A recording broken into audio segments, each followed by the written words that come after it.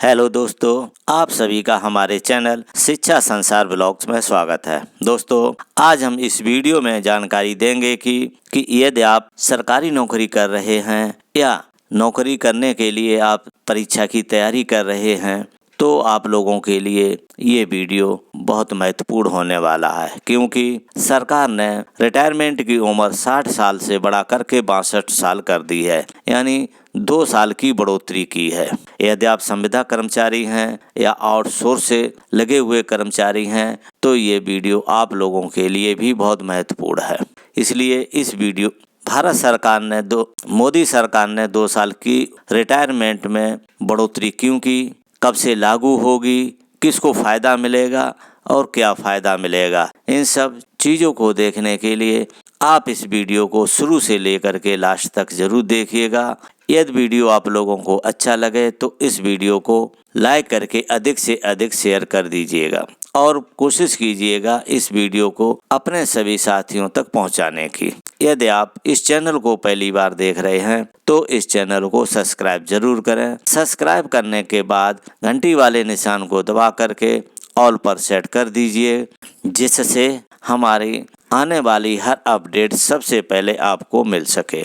तो चलिए video start करते हैं। कर्मचारियों के लिए खुशखबरी, रिटायरमेंट आयु में 2 वर्ष की बढ़ोतरी, कैबिनेट बैठक में मिली मंजूरी। मोदी सरकार के इस निर्णय से लाखों सरकारी कर्मचारियों को फायदा होगा और वे अब 60 साल की जगह 62 साल की उम्र तक नौकरी कर सकेंगे। मोदी सरकार ने यह निर्णय कर्मचारियों के हित में लिया है ताकि वे अधिक समय तक सेवा दे सकें और अपने अनुभव का लाभ देश को दे सकें।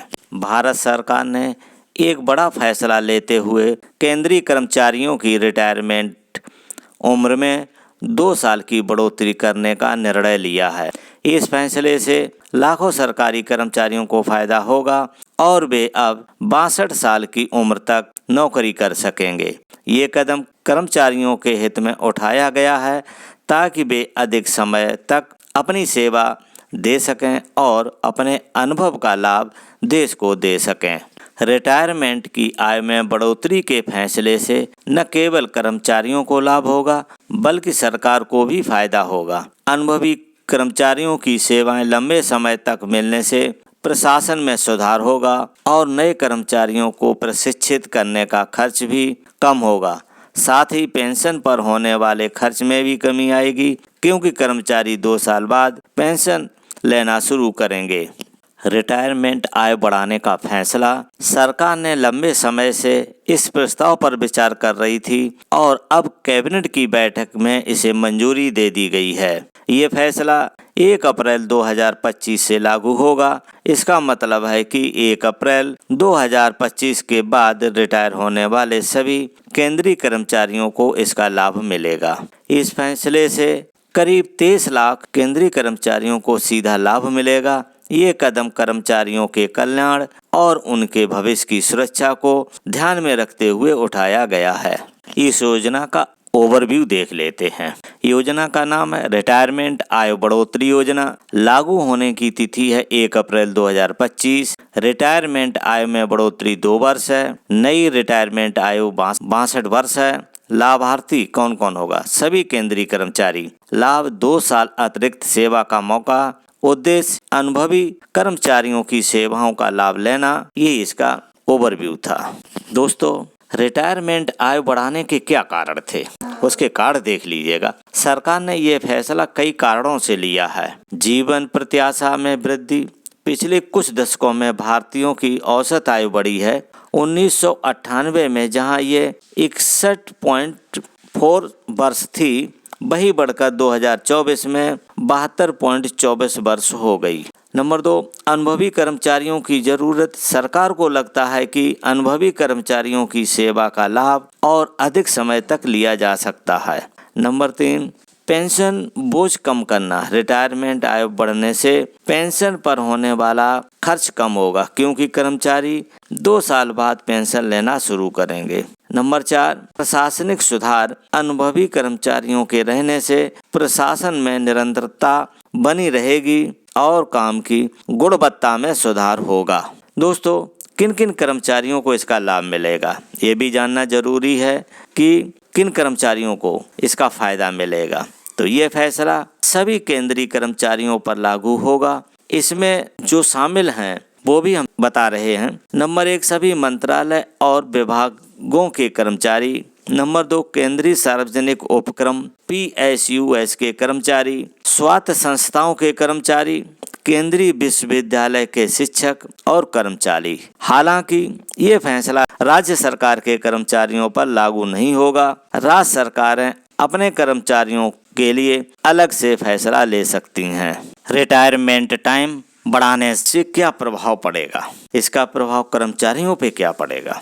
इस फैसले का कई क्षेत्रों में प्रभाव पड़ेगा। कर्मचारियों पर प्रभाव, अतिरिक्त आय कर्मचारियों को 2 साल अतिरिक्त आय, कर्मचारियों को 2 साल अतिरिक्त वेतन मिलेगा, जिससे उनकी आर्थिक स्थिति मजबूत होगी। बड़ा पेंशन कोष, 2 साल अधिक योगदान से पेंशन फंड बड़ा होगा, जिससे रिटायरमेंट के बाद अधिक पेंशन मिलेगी। काम करने का मौका, अनुभवी कर्मचारियों को अपने अनुभव का लाभ देश को देने का मौका। सरकार पर प्रभाव क्या होगा, अब देखते हैं। सरकार पर प्रभाव, पेंशन बोझ कम, रिटायरमेंट 2 साल बाद होने से पेंशन पर खर्च कम होगा। अनुभवी कर्मचारियों की सेवा, सरकार को लंबे समय तक अनुभवी कर्मचारियों की सेवा मिलेगी। प्रशिक्षण खर्च में कमी, नए कर्मचारियों को प्रशिक्षित करने का खर्च कम होगा। अब दोस्तों इसका युवाओं पर, नौजवानों पर क्या फर्क पड़ेगा, अब वो भी देख लेते हैं।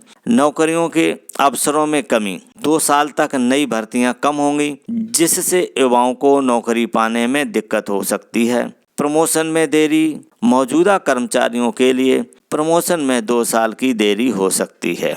दोस्तों रिटायरमेंट में आय बढ़ाने के फायदे क्या हैं, अब इन फायदों को भी हम आपको बता रहे हैं। इस फैसले से कई फायदे हैं। नंबर 1, अनुभव का लाभ, अनुभवी कर्मचारियों का ज्ञान और अनुभव देश के काम आएगा। नंबर 2, आर्थिक लाभ, कर्मचारियों को 2 साल अतिरिक्त वेतन मिलेगा, जिससे उनकी आर्थिक स्थिति मजबूत होगी। नंबर 3, पेंशन फंड में वृद्धि, 2 साल अधिक योगदान से पेंशन फंड बड़ा होगा। नंबर 3, पेंशन फंड में वृद्धि, 2 साल अधिक योगदान से पेंशन फंड बड़ा होगा। नंबर 4, सरकारी खर्च में पेंशन पर खर्च कम होगा और नए कर्मचारियों को प्रशिक्षित करने का खर्च भी बचेगा। नंबर 5, प्रशासनिक निरंतरता, अनुभवी कर्मचारियों के रहने से प्रशासन में निरंतरता बनी रहेगी। रिटायरमेंट आयु बढ़ाने के नुकसान क्या है, अब इसके नुकसान भी देख लेते हैं। हालांकि इस फैसले के कुछ नुकसान भी हो सकते हैं। नंबर 1, युवाओं के लिए नौकरी के कम अवसर, 2 साल तक नई भर्तियां कम होंगी, जिससे युवाओं को नौकरी पाने में दिक्कत हो सकती है। नंबर 2, प्रमोशन में देरी, मौजूदा कर्मचारियों के लिए प्रमोशन में 2 साल की देरी हो सकती है। नंबर 3, बुजुर्ग कर्मचारियों की समस्या, कुछ कर्मचारियों को 60 वर्ष की उम्र के बाद काम करने में स्वास्थ्य संबंधी दिक्कतें हो सकती हैं। नंबर 4, नए विचारों की कमी, युवा कर्मचारियों की कमी से नए विचारों और नवाचार में कमी आ सकती है। नंबर 5, बेरोजगारी में वृद्धि, युवाओं के लिए नौकरी के अवसर कम होने से बेरोजगारी बढ़ सकती है।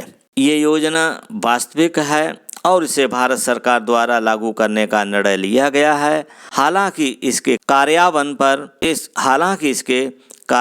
कार्यान्वयन और प्रभाव पर ध्यान देने की आवश्यकता है। ये सुनिश्चित करना आवश्यक है कि इस योजना से सभी वर्गों को लाभ मिले और किसी भी वर्ग को नुकसान न पहुंचे। दोस्तों ये जानकारी आपको देनी थी। ये जानकारी कैसी लगी हमें कमेंट में ज़रूर बताइएगा। यदि वीडियो अच्छा लगा हो तो लाइक करके अधिक से अधिक शेयर कर दीजिए और कोशिश कीजिए अपने सभी साथियों तक पहुंचाने की। यदि आप पहली बार इस चैनल को देख रहे हैं तो इस चैनल को सब्सक्राइब जरूर करें। इस वीडियो को देखने के लिए थैंक यू फॉर वॉचिंग। हम मिलेंगे नेक्स्ट वीडियो में नई जानकारी के साथ।